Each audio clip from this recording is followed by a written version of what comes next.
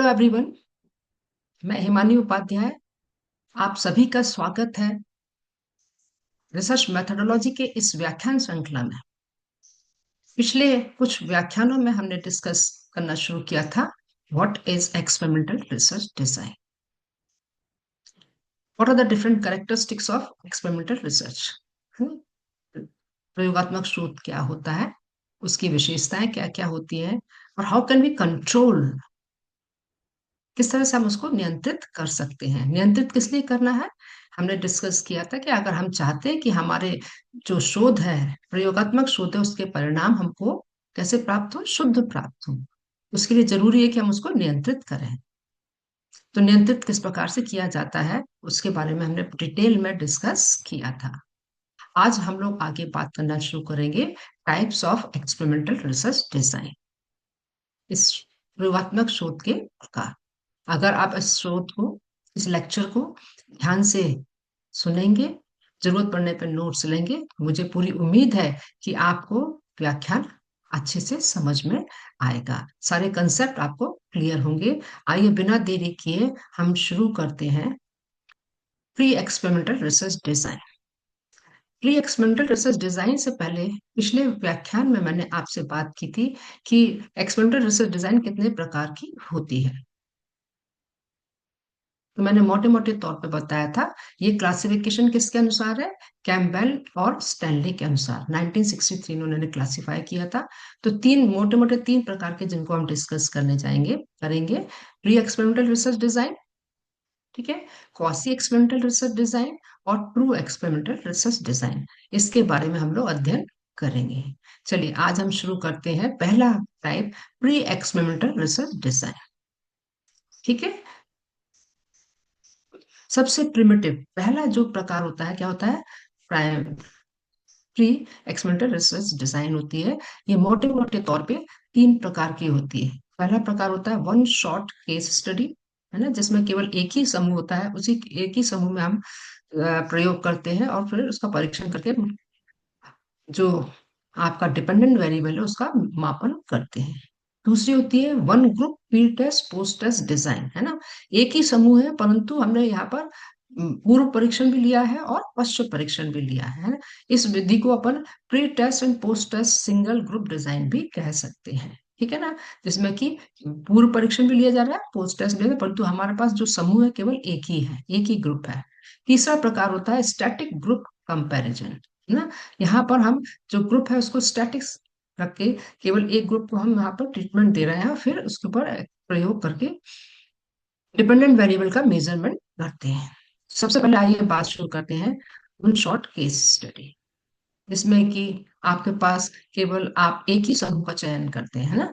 तो ये सबसे basic pre experimental research design है, सबसे प्राइम प्रिमिटिव है ना, बेसिक एक्सपेरिमेंटल रिसर्च डिजाइन है, जिसमें कि केवल एक ही ग्रुप पर हम काम करते हैं, है ना, where a single group is expose to a treatment और इंटरेक्शन, है ना। तो ट्रीटमेंट और इंटरेक्शन को अपन सिंबल देते हैं एक्स, ठीक है। एक्स किस लिए यूज किया, ये ट्रीटमेंट के लिए या इंटरवेंशन के लिए हम इसको यूज करते हैं।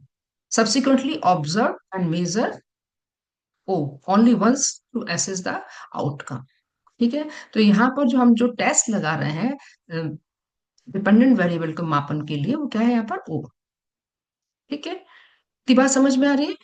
अब इसी चीज को आगे समझने की कोशिश करते हैं। इसका जो डिजाइन बनता है इस तरह की प्री एक्सपेरिमेंटल रिसर्च डिजाइन का, क्या हो जाता है एक्स और ओ, है ना। आपने एक ही समूह चुना और एक ही समूह को आपने वहां पे ट्रीटमेंट दिया, ट्रीटमेंट देने के बाद उसके ऊपर आपने टेस्ट लगाया, ठीक है। टेस्ट लगाया, उसको आपने उसका मापन करके फिर आपने उसके कैलकुलेशन कर ली।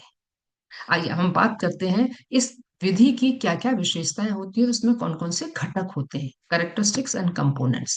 तो पहली बात अगर हम बात करें इसके स्ट्रक्चर की, ठीक है, सिंगल ग्रुप डिजाइन की क्या है स्ट्रक्चर, कैसा होता है, a single group receive a treatment followed by a post test measurement, है ना। एक ही समूह है, हमने एक ही ग्रुप चयन किया है और उसी का हम ऊपर हमने क्या किया है, सीधे ट्रीटमेंट लगाया है।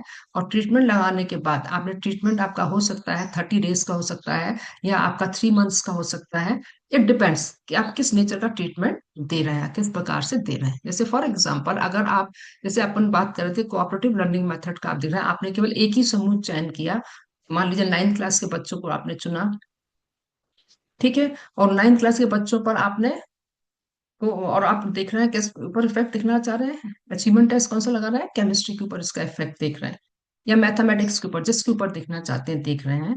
तो यहाँ पर हमने क्या किया कि सीधे ग्रुप का चयन किया, आपने उस क्लास को लिया और उसको वहां पर हमने 30 डेज का ट्रीटमेंट दिया, है ना। और ट्रीटमेंट देने के बाद आपने यहाँ पर अचीवमेंट टूल को वहां पर एडमिनिस्टर किया, मापन कर लिया। ठीक है, ये स्ट्रक्चर हो गया XO। इतनी बात समझ में आ रही है। दूसरी सबसे बड़ी बात इस विधि की विशेषता होती है नो कंपैरिजन ग्रुप। यहाँ पे कोई भी कंपैरिजन ग्रुप नहीं होता, है ना। एक ही समूह को ले रहे हैं, एक ही समूह पे काम कर रहे हैं, तो there is no control group to compare results against, है ना। तो जैसे कि हम अगर इसका नियंत्रित समूह भी लेते हैं, नियंत्रित समूह लेके हम उससे फिर तुलनात्मक अध्ययन, ऐसा कुछ भी नहीं है, ठीक है। यहाँ पे केवल आपने एक ही समूह लिया है। तीसरी विशेषता होती है नो बेसलाइन, है ना। बेसलाइन से मतलब है कंपैरिजन करने के लिए आपके पास कोई भी आधार नहीं होता है, because non pre test is conducted, ठीक है ना। यहाँ पे अपन यहाँ पे प्री टेस्ट को कंडक्ट नहीं करते हैं। It is impossible to determine the post test results, O2, है ना। आपने O1 तो आपने एडमिनिस्ट्रेट किया नहीं, और सीधे आपने O2 लिया, तो represents a change from the initial stage, है ना।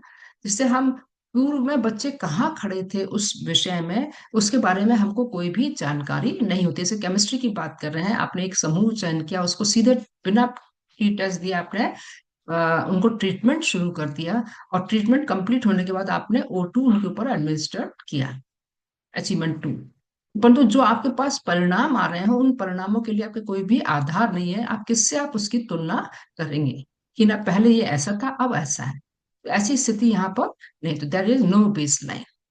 ठीक।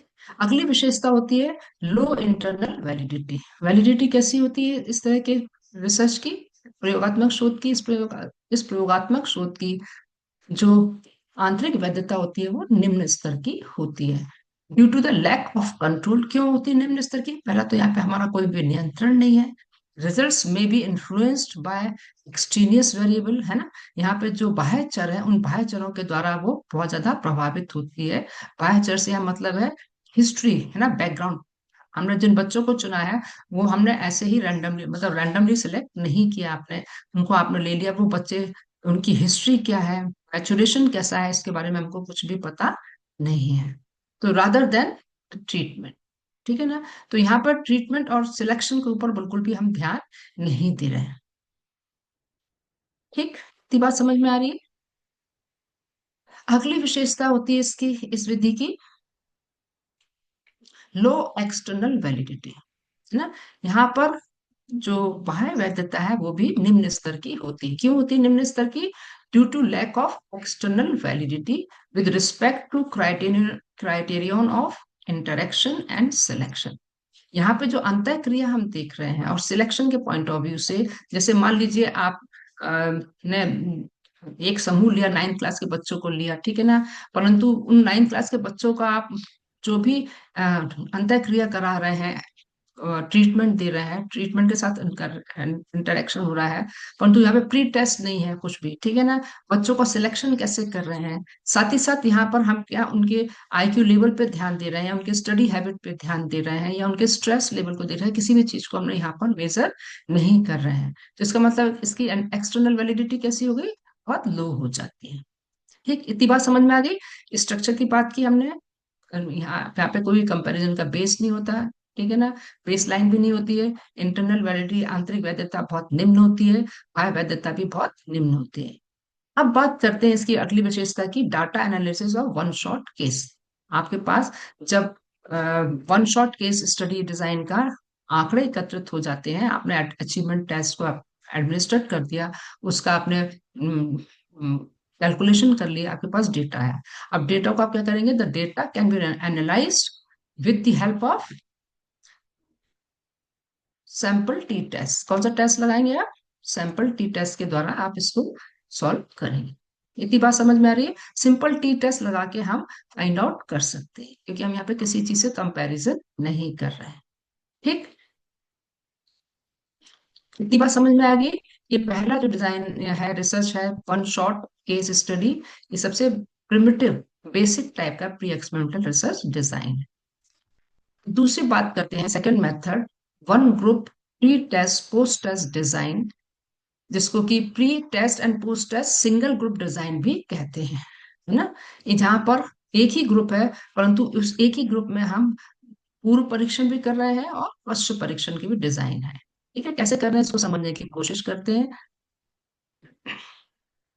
यहाँ पर जो रिसर्चर है takes a group as available in the field and assess the dependent variable. तो सबसे पहले रिसर्चर ने क्या किया, अपने किस फील्ड में, जहां फील्ड में वो है उस फील्ड में उसने एक ग्रुप को सिलेक्ट किया, चुन लिया, है ना, जो अवेलेबल है आसानी से, और उसके ऊपर डिपेंडेंट वेरिएबल को मेजर किया। ठीक है, तो यहाँ पर उसके पास क्या हुआ, पहले उसने प्री टेस्ट लगाया। जो भी ग्रुप लिया, मान लिया 9th क्लास के स्टूडेंट लिया, और वो वही देख, जो अपन बात करें, अगर कोऑपरेटिव लर्निंग कोई देख रहा है या कोई दूसरा भी हो सकता है, जैसे कि suppose researcher want to study a new teaching method, improve students mathematics को, है ना। रिसर्चर चाहता है कि कोई भी एक नई विधि को प्रयोग करो ताकि बच्चों का जो मैथमेटिक्स का अचीवमेंट है वो हाई हो सके। ठीक है, तो इसलिए उसने क्या किया, मैथमेटिक्स अचीवमेंट टेस्ट बनाया। ठीक है, इसको नाम उसने दिया यहाँ पर प्री टेस्ट। ठीक है, वो हम कह सकते हैं O1। तो उसने स्टूडेंट्स को सिलेक्ट किया, और उसके बाद उसने उस क्लास पर मैथमेटिक्स टेस्ट को या मैथमेटिक्स अचीवमेंट टेस्ट को एडमिनिस्टर्ड किया। ठीक, इतनी बात समझ में आ रही है?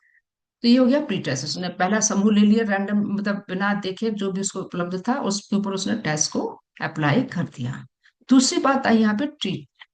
ठीक है, अब उसके बाद उसने उस समूह को क्या किया, उस जो उपचार देना शुरू किया। He or she teaches mathematics using a new teaching method for 1 month और 30 days। तो ये क्या हो गया आपका ट्रीटमेंट। उसने रिसर्चर ने क्या किया, करीब करीब 1 महीने के लिए उसने उस समूह को, जिस समूह के ऊपर प्री टेस्ट लगाया था, उसी समूह को उपचार देना शुरू कर दिया, मैथमेटिक्स नई मेथड, जिस मेथड का वो प्रभाव देखना चाह रहा है। ठीक है, तो ये हो गया ट्रीटमेंट। फिर इसके बाद उसने क्या किया, जब ट्रीटमेंट कंप्लीट हो गया, तो उसके बाद उसने एडमिनिस्ट्रेट किया फिर से मैथमेटिक्स टेस्ट को, फिर से अप्लाई किया, इसको कहते हैं अपन पोस्ट टेस्ट O2। ठीक है, O2 किया तो दैट मीन्स क्या हुआ, ही और she gives the same and similar test जो पहले दिया था, पूर्व में दिया था प्री टेस्ट में, वही टेस्ट को उसने यहाँ पर उसी सेम ग्रुप को फिर से उसने एडमिनिस्ट्रेट किया, और उन्हीं बच्चों ने फिर से उस टेस्ट को किया। ठीक है, आफ्टर ट्रीटमेंट, उपचार लेने के बाद। इतनी बात समझ में आ रही है? ठीक, अब देखते हैं कि जब उसके पास डेटा आया, ठीक है, आंकड़े आए उसके पास। ठीक है, तो उस आंकड़ों को जब उसने देखा, तो if the post test score are higher than that of pre test score, है ना, जो पूर्व पश्च परीक्षण का जो प्राप्तांक थे, वो प्राप्तांक पूर्व परीक्षण के प्राप्तांकों से क्या थे, उच्च मिले। तो यहाँ ही और शी में कंक्लूड, क्या वो निष्कर्ष निकाल सकता है, the new teaching method help in improving performance. जो नई शिक्षण विधि है वो क्या कर रही है, मैथमेटिक्स के परफॉर्मेंस को बढ़ाने में मदद करती है ना। इसके अपन और दूसरे भी एग्जांपल ले सकते हैं यहाँ पर, जैसे कि सपोज आप मेजर स्टूडेंट्स स्पीकिंग इंग्लिश को देखना चाह रहे हैं, और स्पीकिंग इंग्लिश के लिए आपने उनको give them 2 week of spoken का आपने दिया, पहले टेस्ट एडमिनिस्ट्रेट कर लिया, फिर 2 वीक्स का आपने ट्रीटमेंट दिया, है ना। पहले O1 मेजर किया, फिर मेजर स्पीकिंग स्किल अगेन, फिर दोबारा आपने किया प्री टेस्ट पोस्ट टेस्ट। तो सेम प्रोसेस रिपीट की, है ना। यहाँ पे जो O1 था, सबसे पहले स्पीकिंग स्किल का जो टेस्ट था वो एडमिनिस्ट्रेट किया, फिर उन्हीं बच्चों को उसने क्या दिया, यहाँ पर इंग्लिश लर्निंग प्रोग्राम को उसने कंटिन्यूअसली 2 मंथ्स और 3 मंथ्स के लिए दिया, और आफ्टर दैट अगेन उस टेस्ट को अप्लाई किया उन्हीं के ऊपर। ठीक है, फिर उसी के स्कोर आए, उन्हीं स्कोर्स को आपस में, प्री टेस्ट पोस्ट टेस्ट के स्कोर्स को आपस में कंपेयर किया। ठीक, अब यहाँ पे अपन बात करें कि बाह्य वैधता और आंतरिक वैधता की क्या स्थिति होती है इस डिजाइन में। ठीक है, single pre test post test design में क्या होता है, इंटरनल वैलिडिटी जो है, one group pre test and post test design, it is not valid against the criterion of history, maturation, testing, instrumentation, testing and maturation. And interaction of selection and maturity, दोनों जोड़ के, ठीक है। इस चीज को समझने की कोशिश करेंगे। जैसे कि अभी हम लोग बात कर रहे थे न्यू टीचिंग मेथड का इफेक्ट देखना चाह रहे हैं मैथमेटिक्स पर। तो यहाँ पर क्या हो रहा है कि हिस्ट्री के पॉइंट ऑफ व्यू से देखें, मैचुरेशन के पॉइंट ऑफ व्यू से देखें, तो यहाँ पर जो भी हमने स्टूडेंट्स लिए थे वहां पे आपने रैंडमली सिलेक्ट नहीं किया। दूसरी बात आपने क्या किया वहां पर, जो बच्चे का इंटेलिजेंस लेवल है, उनकी स्टडी हैबिट है, उनका फ्रस्ट्रेशन, उसको भी नहीं देखा। तो हिस्ट्री के पॉइंट ऑफ व्यू से भी वैलिड नहीं है। मैचुरेशन आपने जब बच्चों को प्री टेस्ट दे दिया है ना, उसके बाद आपने ट्रीटमेंट दे रहे हैं, उस ट्रीटमेंट के दौरान बच्चे ने दूसरे उसको एक्सपीरियंसेस होते जा रहे हैं। प्री टेस्ट उसने किया था, उसके से सिमिलर एक्टिविटीज को उसने और करना शुरू किया, तो मैचुरेशन इफेक्टेड हो गई। फिर टेस्टिंग, वही टेस्ट आपने पहले किया, फिर सेम फिर रिपीट किया। फिर इंस्ट्रूमेंटेशन, जो इंस्ट्रूमेंट आप यूज कर रहे हैं उसमें कोई भी चेंज नहीं, वही टेस्ट यूज कर रहे हैं। तो ये क्या हो रहा है यहाँ पर, टेस्टिंग और मैचुरेशन का भी इंटरेक्शन जो हो रहा है ना, मैचुरेशन का इसका इफेक्ट पड़ रहा है टेस्टिंग में, पोस्ट टेस्ट में, ठीक है। उसके अंदर काफी मैच्योरिटी आ जा रही है उसके सोचने में, काम करने में, है ना। And interaction of selection in maturation. तो यहाँ पर इन चीजों, यहाँ पर क्या हो रहा है कि यहाँ पर वैलिडिटी बहुत लो होती, नॉट वैलिड, है ना। And it also doubtful in respect of regression के पॉइंट ऑफ व्यू से भी। जो one shot one single group pre test poster design है वो डाउटफुल होती है ना। But it is valid against criterion of mortality and selection. परंतु ये क्या है कि ये मोर्टेलिटी की बात करें, है ना, ड्रॉप आउट्स, तो ड्रॉप आउट्स होने से कोई भी इफेक्ट नहीं पड़ता है ना। जैसे जब प्री टेस्ट जब आपने ले लिया, फिर उसके बाद वही बच्चे पोस्ट टेस्ट दे रहे हैं, तो कुछ बच्चे अगर ड्रॉप आउट हो गए तो उन बच्चों की स्कोरिंग नहीं होगी, है ना। सिलेक्शन के पॉइंट ऑफ व्यू से भी, तो यहाँ पर क्या, it is valid against criterion of mortality and selection. ठीक, इतनी बात समझ में आ रही है। अब एक्सटर्नल वैलिडिटी की अगर बात करें, one group pre test poster design, it lack external validity. यहाँ पे वाय वैधता को खतरा होता है इस तरह की प्रयोगात्मक शोध में। क्यों होता है खतरा? क्योंकि यहाँ पर जो इंटरेक्शन हो रहा है टेस्टिंग एंड ट्रीटमेंट, जैसे कि अभी बात कर रहे थे, आपने बच्चों को पहले टेस्ट दे दिया, ठीक है। हो सकता है वही टेस्ट वो दोबारा घर पे भी कर रहे हैं, फिर उसकी एक्सरसाइजेस को कर रहे हैं, है ना। और फिर हम ट्रीटमेंट दे रहे हैं, तो इनके इंटरेक्शन का वैलिडिटी, एक्सटर्नल वैलिडिटी को खतरा होता है। Selection and treatment, selection randomly नहीं है, और फिर हम ट्रीटमेंट दे रहे हैं, ट्रीटमेंट के समय हमने ध्यान नहीं दे रहे हैं कि बच्चा के अंदर क्या लेवल है, उनका क्या बैकग्राउंड, ठीक है ना। तो सिलेक्शन और ट्रीटमेंट के कारण एक्सटर्नल वैलिडिटी खतरे में होती है। तीसरी इंपॉर्टेंट बात, इस मेथड को हम कैसे एनालाइज करेंगे, data analysis of one group pre test and post test design. The data of data analysis of one group pretest process design can be analyzed with the help of correlated t-test। कैसे calculate करेंगे आप? Correlated T test से इसको आप करेंगे, या फिर pair sample t test से भी इसका आप कैलकुलेशन कर सकते हैं। इन दो मेथड को यहाँ पर यूज किया जा सकता है, ठीक है। इतनी बात समझ में आ रही है।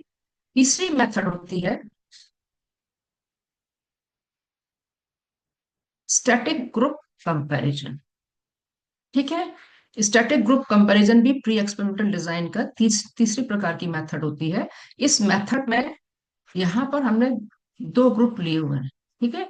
परंतु यहाँ पर O1 है, पहले इसमें क्या किया हमने, O1 है, आपने एक समूह को चयन किया, उसको फिर ट्रीटमेंट दिया, और फिर उसको आपने O1 आपने टेस्ट एडमिनिस्ट्रेट किया। परंतु फिर उसके बाद आपने बिना किसी ट्रीटमेंट दिए उसका दूसरे का आपने टेस्ट एडमिनिस्ट्रेट कर लिया। तो ये क्या कहलाता है, ये आपका static group design. From this layout, ये लेआउट से आपको समझ में आ रही बात, समझाती हूँ मैं आप चीज को। It is clear that there are two groups, यहाँ पे समूह कितने हैं, दो हैं, ठीक है। And separated by dotted line, जो दोनों ग्रुप किसे, आप देखिए यहाँ पे डॉटेड लाइन बनी हुई है, से ग्रुप वन और ग्रुप दिखाई पड़ रहा है, ठीक है। X is represents the treatment, जैसे मैंने अभी बताया था पहले भी, ये ट्रीटमेंट है। और जैसे फॉर एग्जांपल आप इफेक्ट देखना चाह रहे हैं सुपरवाइज लाइब्रेरी की जो स्टडी होता है उसका क्या इफेक्ट हो रहा है, ठीक है। तो इसमें क्या हो रहा है कि यहाँ पर स्टडी एंड एक्सपेरिमेंटल ग्रुप है, absence of x in second group reflect that no specific treatment is given. यहाँ पर एक्स नहीं है यहाँ पर, इसका मतलब क्या बात निकल रहा है कि यहाँ पे हमने कोई भी ट्रीटमेंट नहीं दिया, फर्स्ट वाले ग्रुप को हमने ट्रीटमेंट दिया। No specific treatment is given rather than group continue with the normal teaching, है ना। तो ये नियंत्रित समूह हो गया, ये आपका प्रयोगात्मक समूह हो गया। यहाँ पे हम ट्रीटमेंट दे रहे हैं, यहाँ पे कोई भी ट्रीटमेंट नहीं दे रहे हैं। इस क्लास में पढ़ने वाले जितने भी स्टूडेंट हैं वो सामान्य विधि द्वारा पढ़ रहे हैं। ठीक है, इसको और एग्जाम्पल से इस चीज को अच्छे से समझने की कोशिश करते हैं। A study of effect of supervise library study on achievement in mathematics class 11th students of government higher secondary school of Jaipur. ठीक है, ये आपने प्रॉब्लम है आपकी। ठीक है, इस प्रॉब्लम में आप देखिए कि यहाँ पर जो स्टूडेंट्स का सिलेक्शन हुआ है, students are not selected randomly, या आच्छादित विधि द्वारा आपने विद्यार्थियों का चयन नहीं किया। दूसरी बात, two sections of the students are compared with respect of class, locality of institution, previous knowledge, age of students, type of school, syllabus, etc. But do not have equivalence with respect of intelligence, personality, study habit, adjustment, previous academic achievement, etc. जो समूह आपने बनाया, उस समूह में क्या क्या दो सेक्शन आपने बनाया, तो आपने इस बात को ध्यान में रखा कि आपने किस लोकेलिटी से ले रहे हैं, इंस्टीट्यूशन किस लोकेलिटी में है। ठीक है, स्टूडेंट्स का प्रीवियस नॉलेज वगैरह कैसी है ना, एज ऑफ स्टूडेंट सिमिलर है कि नहीं है, टाइप ऑफ स्कूल का नेचर जो है वो कैसा है, जो सिलेबस पढ़ रहे हैं दोनों स्कूलों में सिलेबस एक सा है या नहीं। इन बातों पर का तो आपने ध्यान रखा उन बच्चों को स्कूल को चयन करते समय। परंतु आपने यहाँ पर इक्विवेलेंस पर बिल्कुल भी, इक्विवेलेंस को, समानता को बिल्कुल इग्नोर कर दिया। किस रिस्पेक्ट में? बुद्धि के रिस्पेक्ट में, इंटेलिजेंस, व्यक्तित्व, पर्सनैलिटी के इंटरेस्ट में, स्टडी हैबिट्स, पढ़ने की आदत किस में, एडजस्टमेंट, उनके सामंजस्य में, और प्रीवियस एकेडमिक अचीवमेंट, उनका पूर्व का क्या अचीवमेंट था विषय का, उसको भी आपने ध्यान में नहीं दिया। ठीक है, इतनी चीजें आपने इग्नोर की। तीसरी बात, आउट ऑफ टू सेक्शन, जो आपने टू सेक्शंस लिए, one section is given treatment, एक सेक्शन को आपने ट्रीटमेंट दिया ऑफ सुपरवाइज लाइब्रेरी स्टडी ना, along with the regular teaching.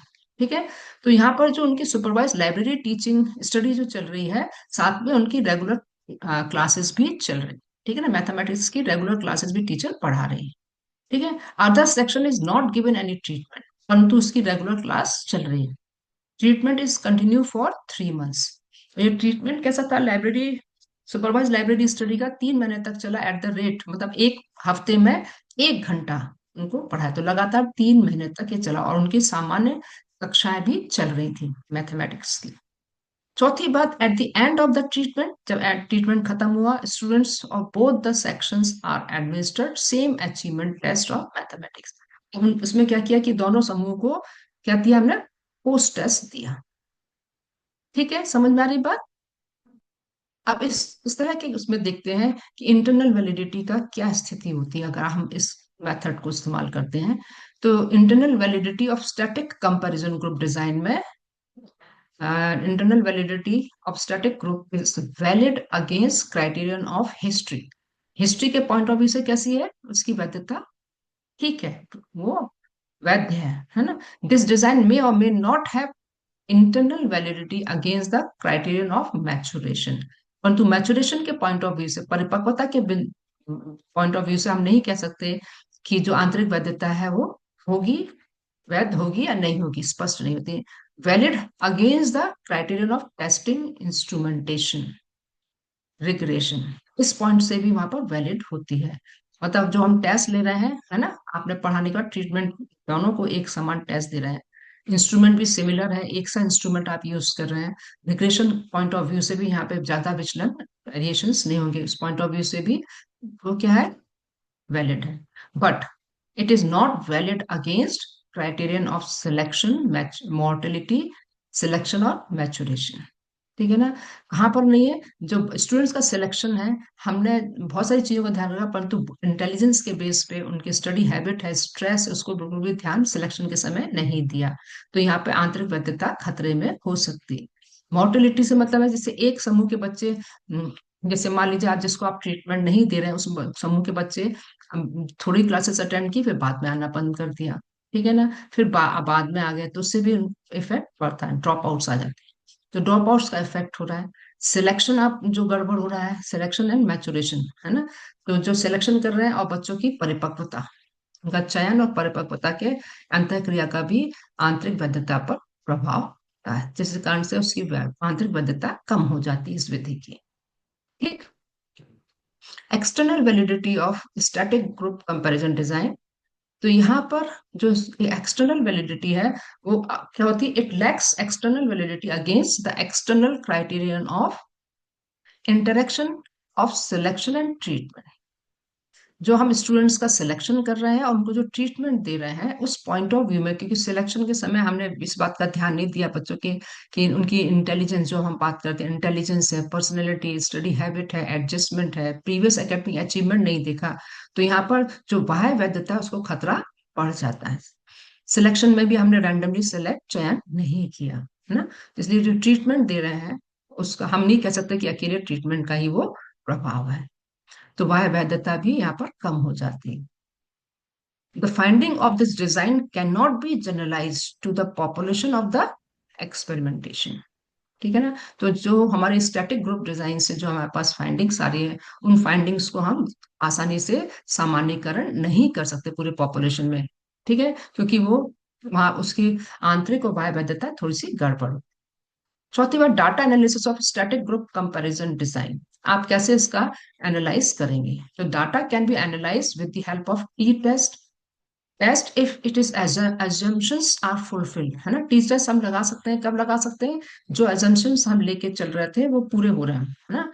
Otherwise हमको क्या लगाना होगा? मन विनी यू टेस्ट लगाकर आपको कैलकुलेशन करनी होगी। ठीक है, मैं सोचती हूँ कि आपको बात समझ में आई होगी पूरा देखने के बाद। और अगर कोई भी समस्या, कोई भी सवाल आपके दिमाग में है, मुझसे आप कमेंट बॉक्स में लिख के सवाल पूछ सकते हैं। Thank you.